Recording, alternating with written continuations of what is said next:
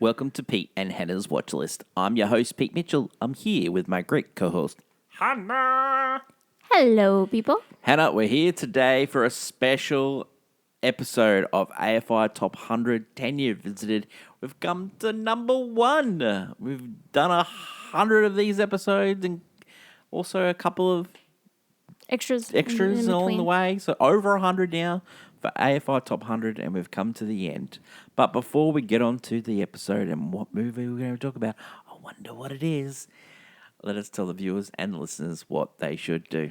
Could you pretty please leave a like and subscribe to our channel? Subscribe. Leave a comment down below your feedback on the show, your thoughts, questions, comments, queries, all that jazz are welcomed. Hit the notification button and you will get great content like this one, including What's Next, the show where we help you figure out what to watch next. We looked at Now You Three Me and Running Man. Yeah, something. Yeah. Sure. Won't be listening on any future AFI Top 100s, I'll tell you that much. Today's AFI. Tomorrow is movie news. Huge episode of news. We are going to preview Wicked for Good. We're going to give our first reactions. We've already seen it. Spoiler alert. And we are going to tell people why they should see this, and then we'll do a full review next week on What's Next. But before we get to that, what's next, we've got movie championship belt holder, and it's a huge year for Hannah, and it's movie year 1969. Nice. Wow. Okay, let's get on to today's show. It's movie number 1. Can you believe we got here? Number 1. Wow. Can you believe we got here? From Ben-Hur to this. From Ben-Hur to this. Shoot up, Ben-Hur. The movie number 1 is Citizen Kane, Hannah. Yes. Citizen Kane was number 1 on the previous list as well. Oh, nothing changed. Nothing changed. Have we seen it before? I had never seen this movie. We haven't. Nope. Where did we watch it? We own a copy. With 4K copy. Research for this episode. We had great commentary from Peter Bogdanovich, who was on this list for Last Picture Show, and also Roger Ebert. There was also interviews with Robert Wise, who was the editor of this movie, and he also produced and directed West Side Story. Yeah. Huge. Phenomenal. Yeah. Yep. The Elevator Pitch. We follow the retelling of the life of Charles Kane. This movie was directed by Orson Welles. It was written by Herman J. Mankiewicz and also Orson Welles. It was produced by Orson Welles. Cinematography was Greg Toland, who we've had on this list before for the best years of our lives. He also did Grapes of Wrath. Edited Robert Wise, we mentioned before. Music by Bernard Herrmann, who has been on this list before. He did Taxi Driver. We're getting a lot of repeats here. RKO Pictures, getting the number 1. Yeah. Mercury Productions, which was Orson Welles' company. And the release date was May 1st, 1941. And the running time was 119 minutes. Budget was $839,000. And originally, it did not make much money at all because this movie was blacklisted by the studios, by the exhibition companies, because of the nature of this film. Yeah. And we'll go into that. We'll go into that, of course.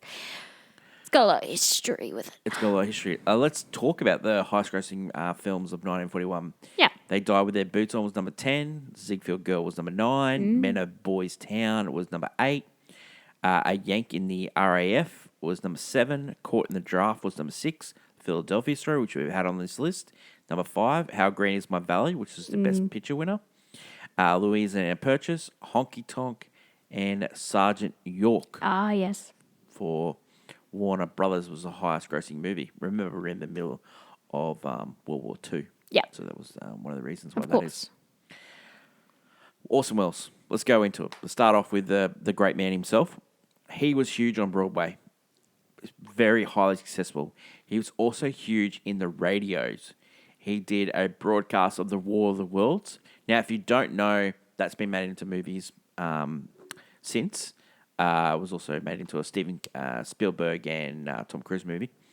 But when this happened on the radio, people were so freaked out. They actually call people saying that aliens have come, and They freaked out. They freaked out. It's over.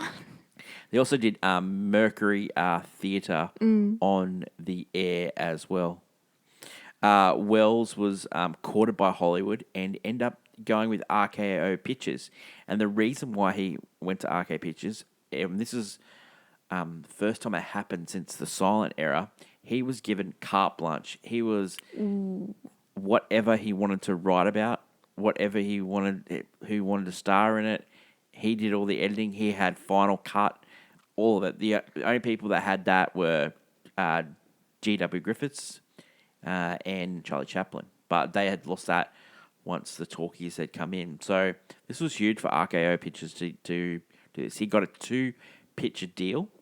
He wanted to make Heart of Darkness. Now, we've talked about Heart of Darkness before because that was Apocalypse Now. Yes.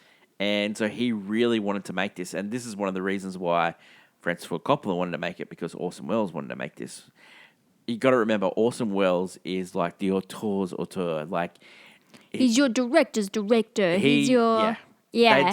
They love him. Directors love him. And hearing Peter Bogdanovich talk about Orson Welles, he was enamored with Orson Welles. He spent 15 years with Orson Welles, and like it's just an amazing. I don't know if you've ever seen. There's like a part movie, part documentary on Netflix, and it starred John Huston. It was like supposed to be directed by Orson Welles. Peter Bogdanovich was in and around the project as well. It's absolutely crazy. And these guys just loved Orson Welles. They just loved him. So the contract that he signed, he went after the best writers. And so he went after a writer called Herman Malkovich. Now, Herman Malkovich worked for Louis B. Mayer. He had friends all over the industry. His brother, Joseph Malkovich, ended up writing and directing All About Eve. And he was a highly successful writer as well. Herman Malkovich helped with Wizard of Oz. He did, yeah. Yeah, he did. And he did many other movies. He was like one of the high script writers in Louis B. Mayer's film script writers. But Orson Welles knew this guy was down on his luck, sort of thing like that. And so he went and chased him, gave him a really good deal. But the catch was, he would not get any credit. It was all going to go to Orson for credit. So if you haven't seen it, Mank on Netflix, which was directed by David Fincher. It was written by David Fincher's father, who was a huge Herman Mankiewicz fan. It goes into a lot more detail when it comes to this. Yeah, it does, yeah. So Malkovich had some ideas, Orson had some ideas, and a lot of people said that this movie is all about William Randolph Hearst, but Malkovich and Orson Welles, both to the day they died, said no, it was a conglomerate of all these guys. They all did this stuff. There was this Chicago billionaire that bought and built a opera house for his girlfriend. So which is used in the movie, yeah. Yeah, so like it's just... Different stories were used to create the character of Kane. Yeah. Yeah. And so, but, yeah, everyone thinks it's about someone, so, Yeah. A lot of drama with that. Yeah. So the fight between Orson Welles and Herman Malkovich, went all the way to like the Writers Guild, and he ended up getting credit, and that was the only Oscar that Herman Malkovich was nominated for. He ended up winning. Orson Welles is the only Oscar he ended up winning for his career as well. Crazy. Yep. It is, yeah. Citizen Kane was a rare film in its principal roles were all played by actors that were new to motion pictures. So all these were friends of Orson that had worked in radio and on the stage. And it represents the feature film debuts of William Arland, Ray Collins, who end up being in tons of movies for Orson Welles, Joseph Cotton, Agnes Moorehead. Agnes Moorehead, Hannah, she was Samantha's mum in Bewitched. Oh, okay. Yeah. Yeah, just she played Orson's. She played Kane's mum in the movie. That's it. Okay. Yeah. Erskine Sanford, Everett Sloan, and Paul Stewart, and Wells himself, of course. So we had Charles Foster Kane, played by Orson Welles. Joseph Cotton as Jebediah Leland. Dorothy Cormier as Susan N. Alexander Kane. She refused to star in movies after this movie because it wasn't living up to the standard of Orson Welles. So she didn't have the career. She was like highly loved in this movie. Like critics loved her performance as the opera singer Susan Yeah. Alexander, but she refused to do movies. She ended up only having a handful of credits after her career. Ruth Warwick, who played Emily Monroe Norton Kane, Kane's first wife, she ended up being on a soap, All My Children. Oh. So yeah, there was an interview on the DVD extra how she had was her first movie and stuff like that, and she was not allowed to be shown dailies, and Orson said, "I don't want you in your head. I just want you to be natural." And so, some of the performances in this, you can tell that it's their first movie. So yeah. Ray Collins played Geddes. Erskine Sanford played Herbert Carter. Everett Sloan played Mr. Bernstein. And William Arlen played Jerry Thompson, who's the reporter, and he also did the voiceover on the news on the march. Yes. Yeah. Yes. Reviews of this movie fell into three categories: great, mix, and negative. The day the following of the premiere of Citizen Kane, New York Times critic Bosley Crowther, which we've had many times on this Yep. list, it comes to close to being the most sensational film ever made in Hollywood. Count on Mr. Wells, he doesn't do things by half. Upon screen, he discovered an area large enough for his expansive whims to have free play, and the consequences is this that made a picture of a tremendous and overpowering scope, not in the physical extent so much of its rapid and graphic rotation of thoughts. Mr. Wells has put onto the screen a motion picture that really moves. Pauline Kael, which we've had many times on this list for the New Yorker, she said that this movie was just all bluster and not much behind it. She was like, it was just all hype. She thought, and there was like little bits of a scene. She would just pick it out. She goes, "That was done by mistake," that, and left in. She just. Jeez. She was really tough on it. Critical. Yeah.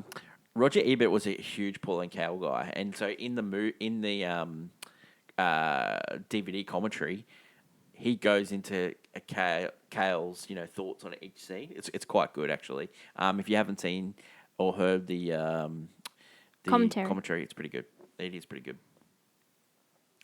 Orson Welles, because of the War of the World stuff and all that, he had a playful nature.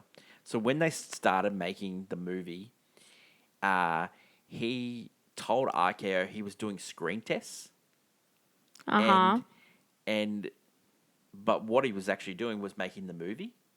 And so they sent him like this editor, and the editor was like a old school Hollywood guy, didn't get on with Orson, and he sort of said to the studio, "This guy's making a movie. He's not doing screen tests. It's making a movie."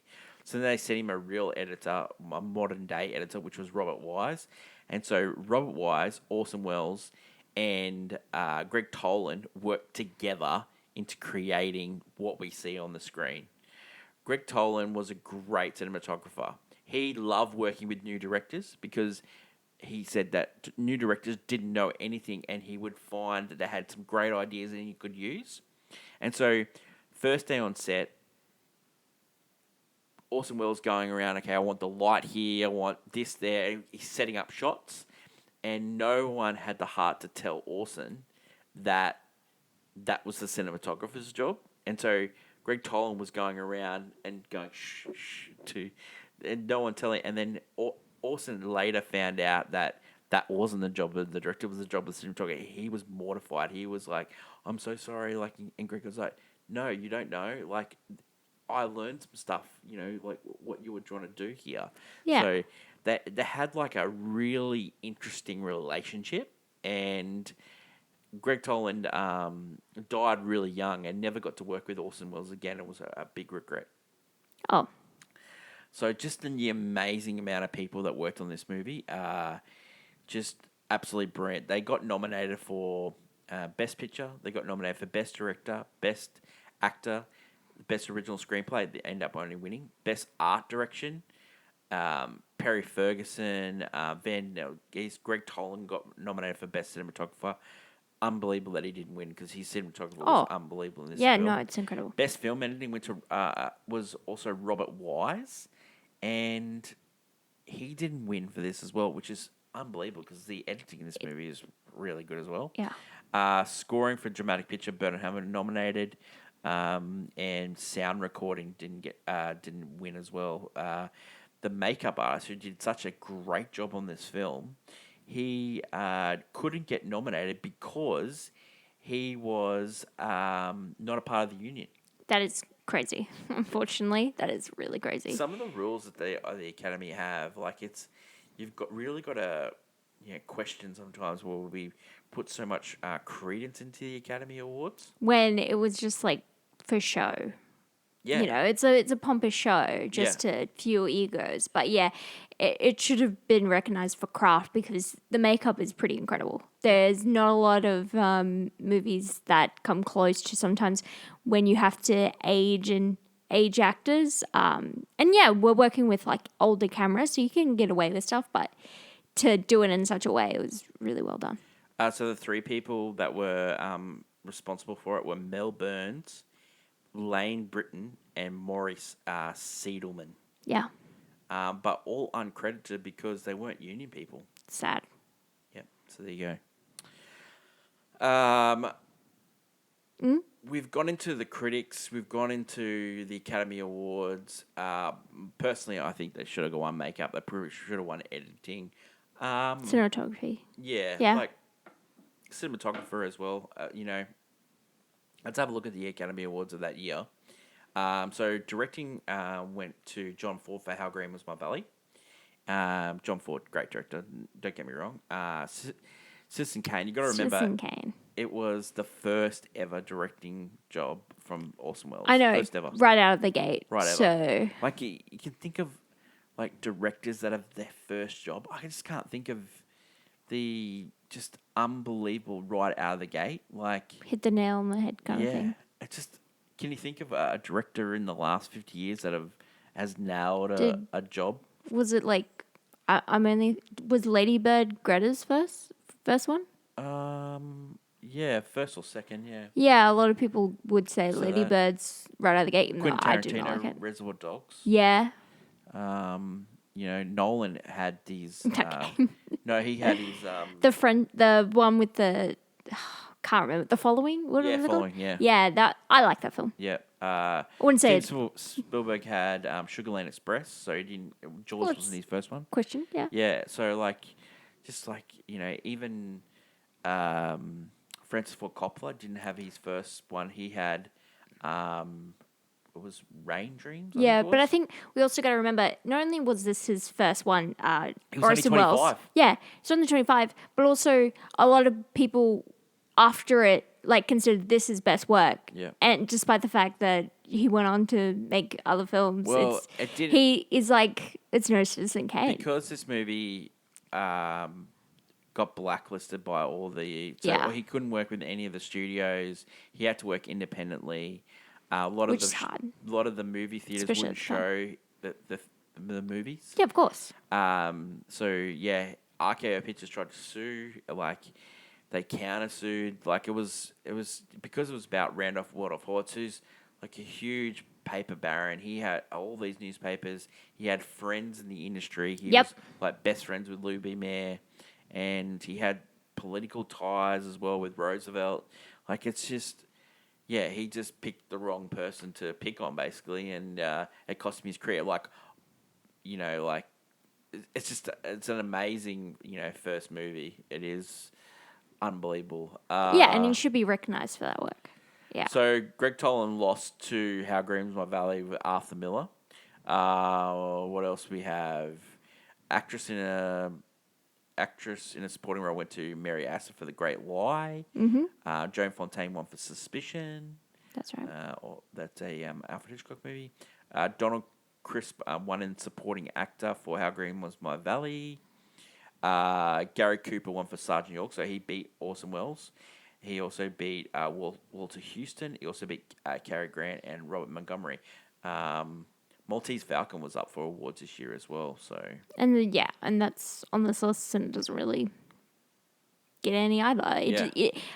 I think what we've learned, especially with these movies, is that you don't really have to win awards. It's usually later in life do people recognize the greatness, and so it's unfortunate. Because this film was blacklisted, not many people had seen it.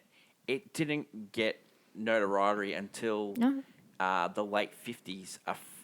French critics rated this movie highly, and it started getting a buzz again, and then it got on television, and then it started getting buzz again, and then it got loved by the American. Like, it took decades for this movie to be loved. Yeah. Orson never thought this movie was his best. He thought a movie called Falstaff was his best. Oh, okay. And a lot of other people thought that this was his best, but personally, I think his best movie was Touch of Evil. I think that by far, I really love that. It's right up my alley. It's this crime noir, So, but that would probably count as my best for him. Okay, yeah. He ended up making 14 films, which is not bad considering that he had to finance them all himself. Yeah. No. And yeah. Yep. And that people consider him a great director. Like one of the greats. Yeah. Yeah. So despite attempts from Hearst to destroy the film, since 1941, references to his life and career are usually included a reference to Citizen Kane, such as the headline, "Son of Citizen Kane dies," for the obituary for Hearst's son in 2012. The Hearst estate agreed to screen the film at Hearst Castle in San Simeon, breaking Hearst's ban on the film. Wow. So there you go. So he's ever tired for that movie. Reaction to this film recently, Rotten Tomatoes 99, Letterboxd 4.2, IMDb 8.2. This movie was famously used in The Simpsons for Bobo.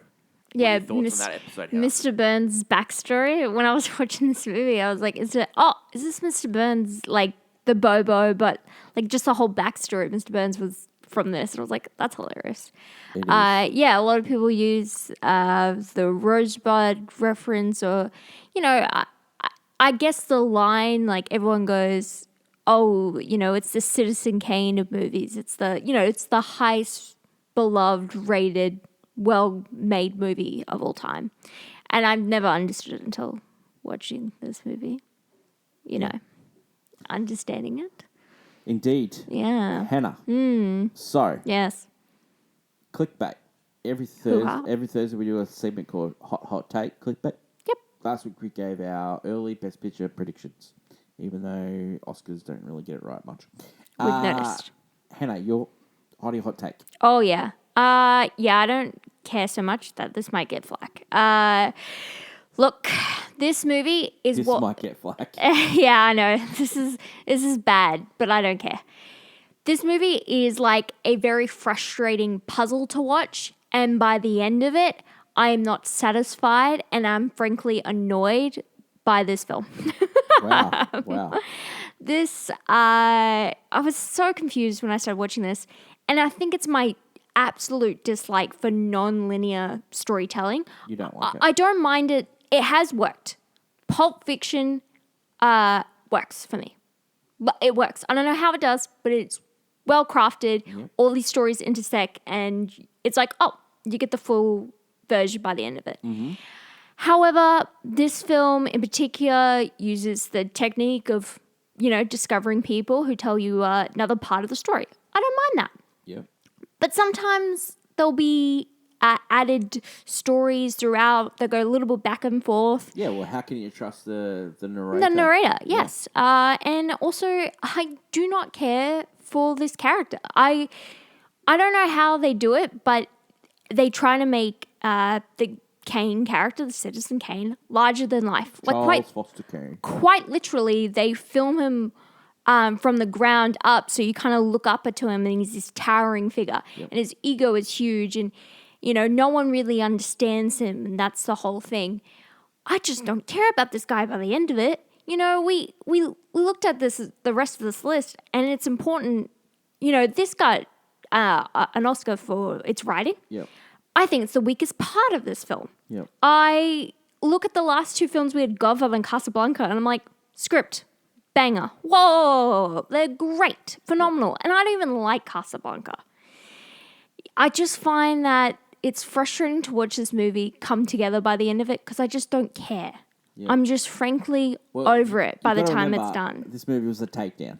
I know, and I don't mind. I'm all for petty, egotistical people getting a takedown. That's what this movie was. But I just found it, frankly, not enjoyable to watch at all. Like, I was just frustrated. I felt like the second wife sitting there doing puzzles in a lonely castle. Like, I'm bored and frankly bored and frankly have nothing to do here. I'm just waiting for it to end. And yeah, I did kind of know what Rosebud was referring to at the end of the movie, like the twist of it all. It's not really a twist. It's more just like the final piece of like a very long, frustrating, annoying puzzle you can give it a good character breakdown study, but it's just even with that so piece, uninteresting. The speech just before that is one thing can't make a person's life. One sort of item doesn't make a person's life. One's name or something that doesn't sum up a person's life. It's sort of like saying something and then just erasing it straight away. Like, it's really weird. Oh, it's weird. Oh, and it's just frustrating to watch. It wasn't for me. It was not what I consider this is. Now, everything else about this film, sure. But when it comes to I thought the acting wasn't great. The acting's not great. And the writing is just not up to par standard with the last couple of films or just films in general on this list. Like, I don't know. I can see the love, but it's not enough. We'll talk about it when we do our scene breakdown, but some of the shots that he creates in this movie are just unbelievable. Magnificent. No, we've given up on actually directing. The fact that he can have two people in the frame and actually focus on them, like, directors don't do that anymore. They don't try to break the techniques that we're so used to. And I love it. But I don't. It's an outsider. Like, he's an outsider doing this. Like, it's unbelievable that an outsider can do this. I just don't care. I don't care about this guy. Don't care. Unfortunately, I don't. Okay, we get it. You don't care. It's my turn. What do you care about? I think Orson Welles was a great actor. And I think he was fantastic in this movie as he played the unlikable Charles Foster Kane. He made more money as an actor than he did a director. And basically his acting paid for his directing. But I think if he would have just concentrated on acting, he would have been one of the best actors of all time. His voice was bellowing. He had so much... he had a presence? Yeah, like his eyes told so many stories. Like there's this one scene where someone mentions a name and his eyes light up. His face did not move, but it was all his eyes that were told the story. I think if he would have concentrated on acting and not directing, he would have been the greatest actor of all time. And he was also like he was he said that he wasn't attractive, but he was an attractive man.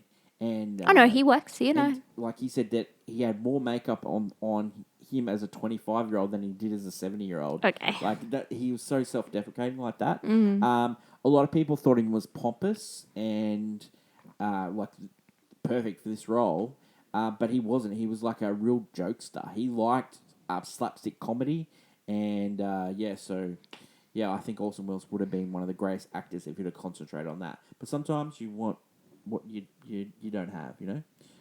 He did make a great movie here, so yeah. Yeah. He also made 14 other great movies, so there you go. Let's go into Pete and Hannah's review, and let's go to scene breakdown. We start off and we see Xanadu. We got a no trespassing. So Xanadu is a fictional place, but it was based on San Simeon, which was Charles William Wenoff Hearst's Mansion house. Like, glorious thing. It goes in, and then we get all leading up. You got the light in the same part of the screen. You see little glimpses of Xanadu. We go up, and we have the snow globe in the hand, and then we hear Rosebud, and then the snow globe drops, and all I think about when I see that is Mr. Plough. Oh, yes. Of course. Jen Simpson's undefeated. Sorry. Then you get that really cool shot where the nursemaid comes in and then he's dead. And then we flick forward and then it's a newsreel. And so how they did this, because at the time, Time did a newsreel before movies, and it was a 15-minute newsreel, and it was called The March of Time. Yep. It was always famous. So they did a newsreel called The News on the March, and sort of like a joke. Play on, yeah. Robert Wise, with the way the newsreel was done, they got RKO newsreels to actually make it. So they used stock footage from the library, and so they used that. And then when they had like a scene from the actual movie, he got the negative and rolled it on the floor, and that's how he got that grainy lines there. Ooh, I love. And then he got the steady hand cam where it looks like it's he getting pushed around. It's all like a behind the scenes, you know.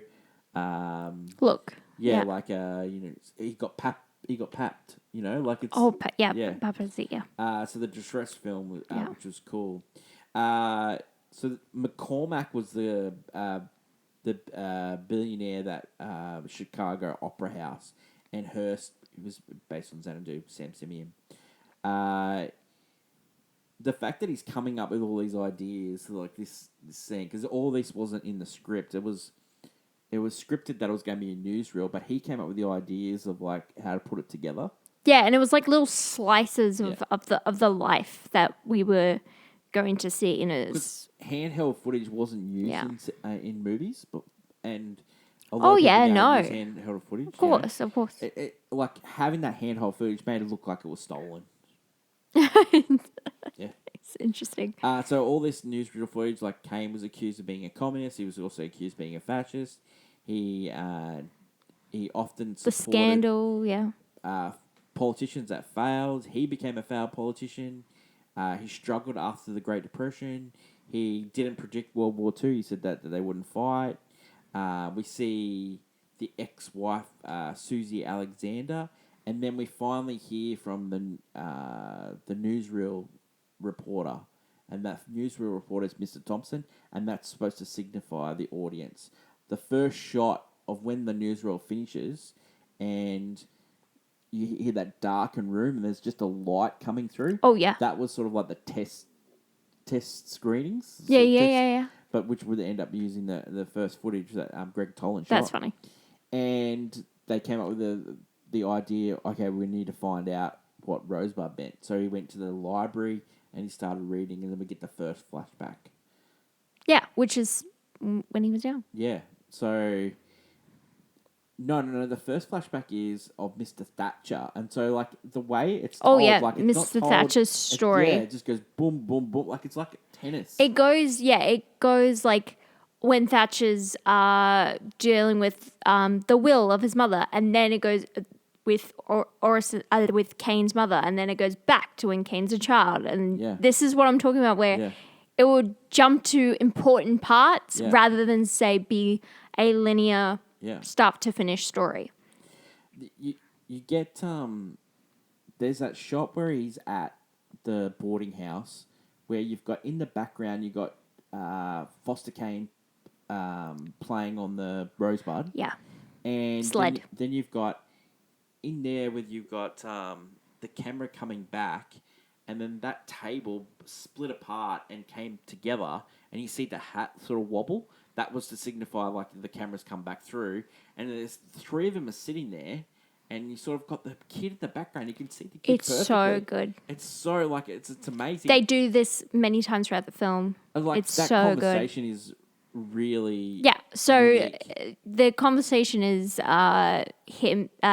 Kane inheriting money and moving away. Yeah, it was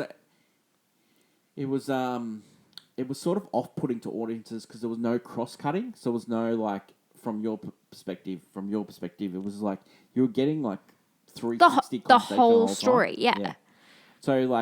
So Thatcher says we're going to pay you for your mine. You're going to get some money.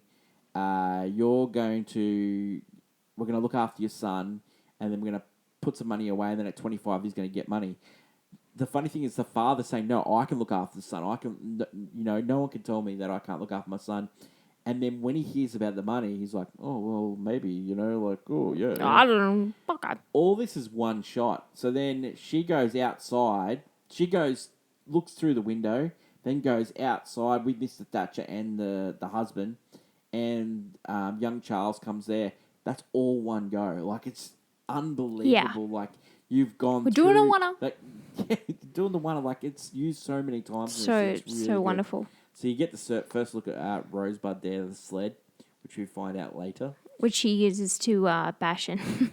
So then he bashes Thatcher. Thatcher takes him away. He gets given a sled at one of the Christmases or something. Yeah, for his next Christmas. And then it says Happy New Year. And then it goes forward to Thatcher older, which is like he's gone from young to old in one shot. Yeah. Which is quite good. And then he says to... he's reading out a letter from Kane that, I think it'll be fun to run a newspaper. Don't sell that newspaper. That's mine. Yeah. The Inquirer. I'll be there soon. Yeah. And then Kane, even though Thatcher's looked after him and, looked after his money, tries to take down Thatcher. Yeah. With all his stories that he's trying to take down Thatcher. He has his, he's always going by the beat of his own drum. Yeah. He does not stand by anything. He just has opinions and just goes by them. So you see that, and then you go forward again, and then it says he's signing over the fact that he can't run the newspaper anymore because of the Great Depression, and Mr. Bernstein's there. You've got Thatcher, and then you got Orson in the background. You got that 3-shot, which is unbelievable, and then you got like things like Mr. Thatcher at Congress, and that was spliced in with actual real Congress stuff. And it feels seamless. Like, Robert Wise is doing great work there. You finally get to see young Orson, and you first see him, and he's just got that bellowing, deep voice. And, wow. The charm. They tell him that you own shares in a company that you're trying to take down. Yeah, no, he doesn't care. Yeah. He just wants to, and that he's like losing more money by being part of the paper, and he just doesn't care because you're losing $1 million a year, and he goes, well, you've looked after the money so well that I'm going to have 60 years of losing $1 million a year. Yeah, 60 years until I have to close it, and it's like that is an insane amount of money. The fact, and then there's a great line here where he says, "I always gagged on that silver spoon." Like, that's a great line. Although the script's not great, there's some great one-liners in this. The fact, again, I just have to bring up this Tolan thing where he's just putting all 3 faces. You're just... why can't we have that now? Why can't we have that now? Then he's going into the office, and then just the byplay of setting war correspondence to Cuba and all this stuff like that. And he's trying to find out information through very unique ways. He's moving his stuff into the office, and there's just all slapstick going on. Like, Orson loved that stuff. He just really loved that stuff. He did put all of his heart into the news, despite not being... So they're working on their first night, and they come up with the Declaration of Principles, and Jebediah grabs the piece of paper and holds that because he wants to hold Charles Foster Kane to those Declaration of Principles. Yeah, that's his best friend. So then they're going out, and then they have a look at the Inquirer's circulation. It's 26,000, and then they go to the Chronicle, and their circulation is 682,000.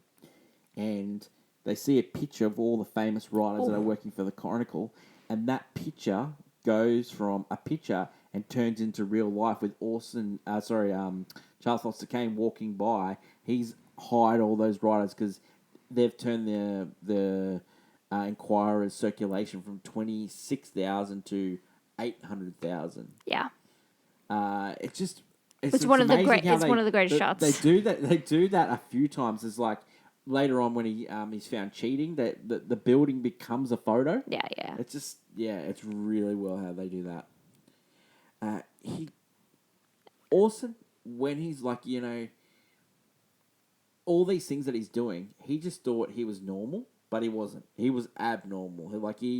All the things that he was doing, he was like, yeah, everyone's done that. But no, he was breaking the mold. It's wonderfully executed and done. It's astounding to watch.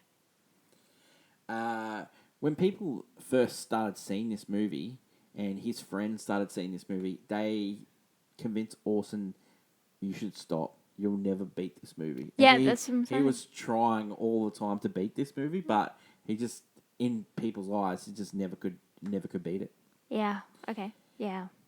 The next flashback starts when you find out that Kane has been changed because he's married, and so the next flashback starts as a series of flash plans that ends with this is stunning. So you got each different scene of the married couple getting used to each other, and he's working so hard on the Inquirer. He marries the niece of the president, and they seem very lovey-dovey at the start, sitting next to each other at a their dinner table, and then each scene they're slowly drifting apart on the table. He's reading the Inquirer, and she's reading the Chronicle. And it's a giant long table now, and they're on opposite ends. Yeah. And it is so executed wonderfully because she just keeps bringing up how much he puts effort into the newspaper. Yeah, that's all he cares about. Yeah. And she'd rather fight some flesh and blood than the paper because she can never get anywhere. So at this time, we've gone from Thatcher retelling the story. Now we've got Jebediah telling the story. Yeah. And then we go from Jebediah telling his story to Mr. Bernstein telling the story. And then we get this. They get the toothache scene where he meets Susan Alexander, and she's got like a toothache, and he's enamored with her by her singing, and it's just a talent that he's the only one that can see the talent. Yeah, and also he mentions that he was actually going up to West or upstate to look at some old stuff that his mother's in storage, and he got distracted. Yeah. And this was his distraction, and it's important because he's always very sentimental.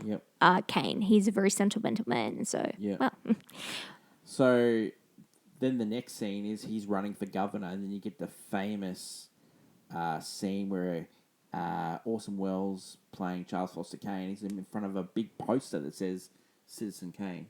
Yeah, I know. The huge poster. And that's used in many different TV shows and many movies. There's a Sideshow Bob episode. Of the vote for it's a big, and he's giving a big speech, and everyone's. Orson loved giving a speech. So when they tried to black this movie, right, the people got shown the movie and said, can you get away with, doing this movie? And before that they did the show, he gave a 5-minute speech imploring them to let the independent exhibitors show this movie. Wow. And by the end of the 5 minutes, people said that they were eating out of Orson's hands. And then he let them watch the movie. He never watched it, and he let them watch the movie. And at the end, they were allowed to show it in independent exhibitors. Wow. Yeah. It worked out for him. He's good at giving speeches. That's one thing he was really good at. So from there, they go downstairs. They have a photo with the wife and the son, and then she says, the son's going first in a different car. And then he goes, well, where are we going? He goes, we're going to this address. And then that's when she says the address, and his eyes light up. Yeah. And he knows goes, something's gone down. So they go to the townhouse, and it is Susan Alexander's townhouse, and guess who's there? His opposition. His opposition, the one that he's going to put in Sing Sing. And Geddes has set it up. And he, like that scene where he's yelling at the top of the stairs at him as he's yelling at Geddes, don't take the love of the people away from me. Yeah. He's not talking about his wife. He's talking about the people. Yeah, because he knows that this little scandal could hurt his reputation. Well, he's at the time he's leading the polls. Yeah. And then this is going to mark hubris him. of the guy, like thinking that he could get away with this, like, you know. This is if you like watching Hamilton and he makes the Reynolds pamphlet telling the world about what he did. This is essentially that. So then we get the sign of the building becoming a photo, and then we get the Mr. Bernstein. We've got two papers: Kane elected or fraud at the polls. So apt for the time, you know, like what time they were living now. You know. Oh, I won the election. Oh no, it was taken from me. You know, like it's. I love that he had added it on the back of his pocket. So Charles Foster Kane decides that because he doesn't want to be made a fool of, he is going to turn Susan Alexander into a great singer. Because in the newspaper, it was just a singer. He's sleeping with just a singer. You know, he goes, well, I'm going to make her the best singer. Hires opera coaches. That she's the best thing around. Everyone's going to love her. That's why it happened. Now, you've got to remember, we're seeing it from Jebediah's point of view this time.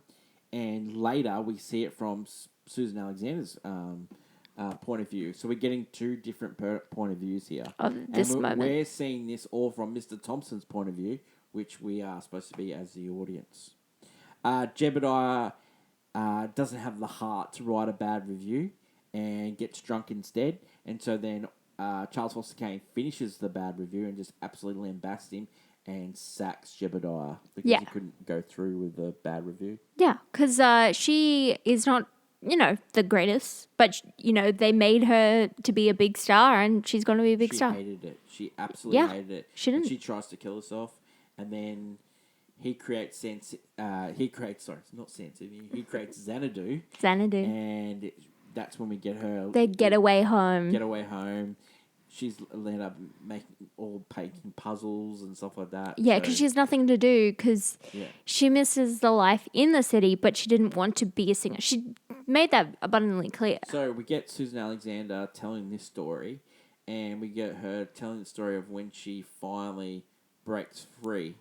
And the room is small. It's like a child's room because there's like little... when Alice shrinks herself in the room, it gets big and the room's small. It's like he's got a kid there and he's looking after a kid. It's got like baby animals on the walls, and it's amazing how they use ceilings in this movie. Like they created cloths that look like ceilings, and they had like the lights and the sound recording devices through the cloths. It's just amazing. It's beautiful. You get this weird cut where it goes from when she's leaving and he's like absolutely cleared the room out. Like he's just wrecked the all room. of his rage, yeah. He desperately wanted her to stay. And you get the cockatoo. The weird cockatoo cut. Yeah, the screech. Screech of the cockatoo. Orson put that in to wake people up because it was towards the end of the movie. It was time to wake up. Yeah, this is important. We're here. That's what I'm saying. Like, I don't love the format, but a lot of the times it's chosen because you get to the most exciting bits as quick as possible. So now we are hearing from his valet, and he says, I heard him say Rosebud twice. The first time was when Susan Alexander left, and then you get that shot where he walks in front of the mirror, and then it's like infinite Charles Foster Kane's. Yeah. And he's holding the snow globe. And then the next time is when he died, Rosebud. Yeah. And So he's seeing all the stuff getting sold. So there's all this stuff that he's kept, and and then he's overseeing the sale of all this stuff, and then other stuff just getting thrown away. And so they pan the camera, and the camera pans all through. And we've just had the speech where it says, explaining one man's life can't be just pulled down to one word. And while that speech is going on, we're following the camera. The sled gets picked up, and you can't really see what the name of the sled is. yeah, but it's very prominent. And they're very prominent, and then they throw the sled into the fire, and then as you go into the fire, you see Rosebud. Yeah. Throw that garbage on the trash. Like, they don't even notice it. They don't take any notice because it doesn't matter anymore. Yeah. Like, it really doesn't. So Mankiewicz wrote that, and Rosebud was actually what Charles Winoff called his wife's, his partner's genitalia. Bits. Yeah.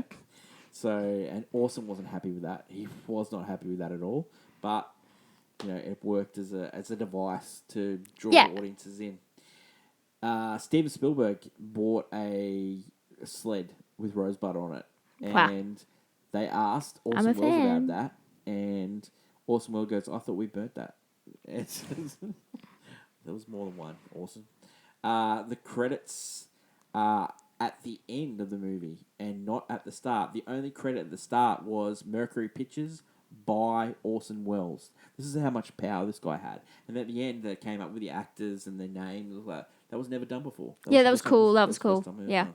That's the end. That's the end of Citizen Kane. Reasons 2.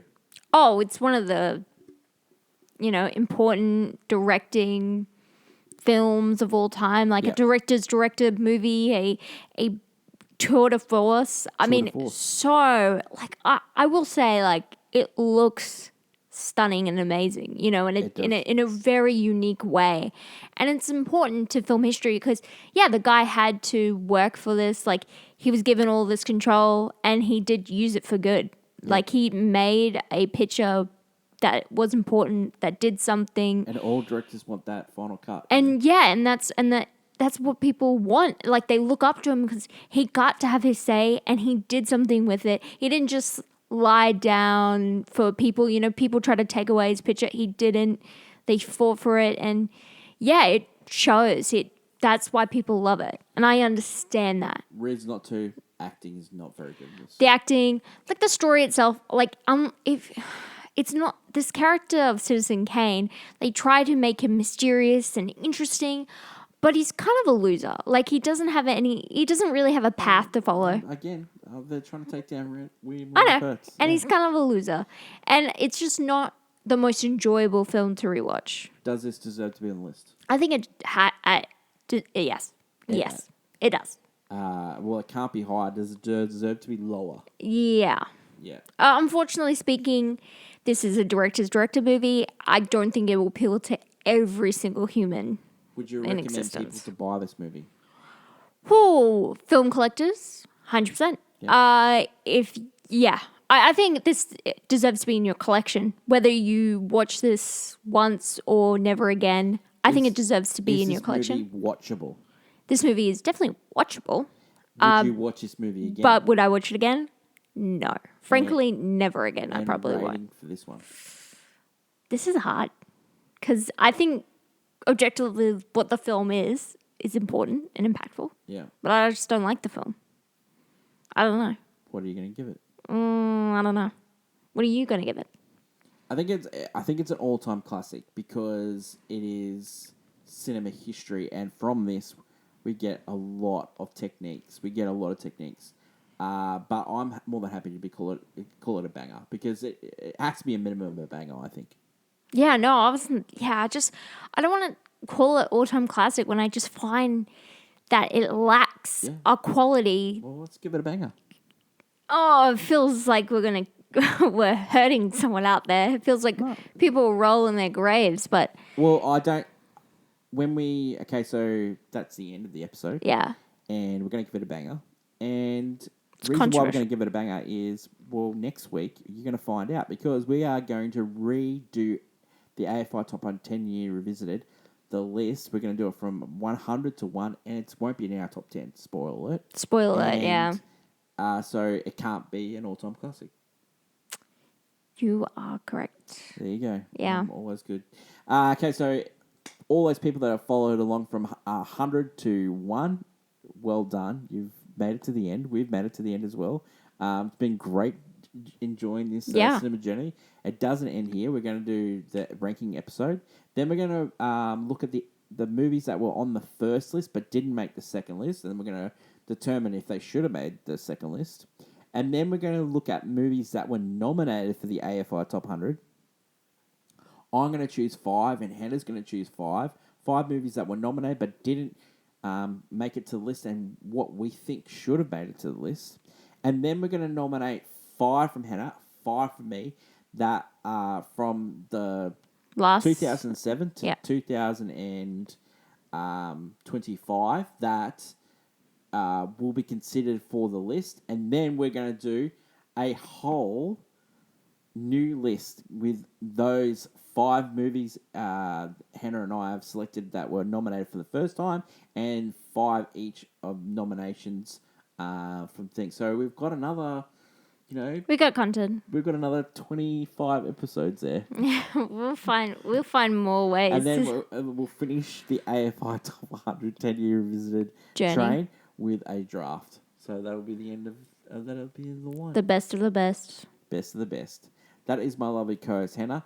Don't forget to like, follow, and subscribe. Leave a comment down below or email us at peteandhousewatchers@gmail.com. Then you can let us know why we should like Citizen Kane. Yeah, rage. I'm just... Yeah. We get it, babes. You don't like it. I don't, but I understand. Hannah, Pete, thank you for listening. Thank you. Long live cinema. And until we meet again, it's bye for now. Bye.